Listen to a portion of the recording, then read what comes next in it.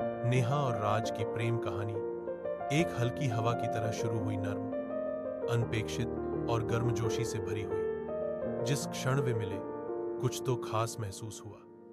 उनकी बातें बिना रुके चलती रहीं, एक दूसरे के साथ मुस्कान और भी चमक उठती, और दिनों दिन उनके दिल एक दूसरे में अपना घर ढूंढने लगे।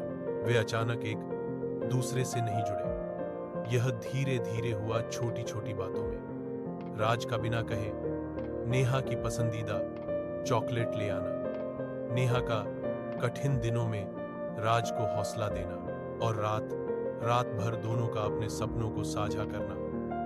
हर हंसी में, हर खामोशी में प्यार चुपचाप खिलता गया। जल्द ही उन्हें एहसास हुआ कि वे एक दूसरे के बिना जीवन की कल्पना भी नहीं कर सकते। और फिर परिवार के आशीर्वाद और खुशियों से भरे दिलों के साथ नेहा और राज ने शादी कर ली। उनकी शादी रंगों, संगीत और खुशियों से भरी थी, बिल्कुल उनकी मोहब्बत की तरह। जीवन ने उन्हें अपनी सबसे प्यारी सौगात दी जब उनकी बेटी गुंथुली का जन्म हुआ। उसे पहली बार गोद में लेते ही मानो समय थम गया। उसकी आंखें नेहा की तरह चमकीली थीं और मुस्कान राज की तरह कोमल। जो घर पहले दो दिलों से भरा था, अब उसमें नन्ही हंसी और प्यारी शरारतें गूंजने लगी। नेहा और राज ने मिलकर पेरेंटहुड को अपनाया। बिन सोई रातें, पहला कदम, पहली बोली और अनगिनत यादें।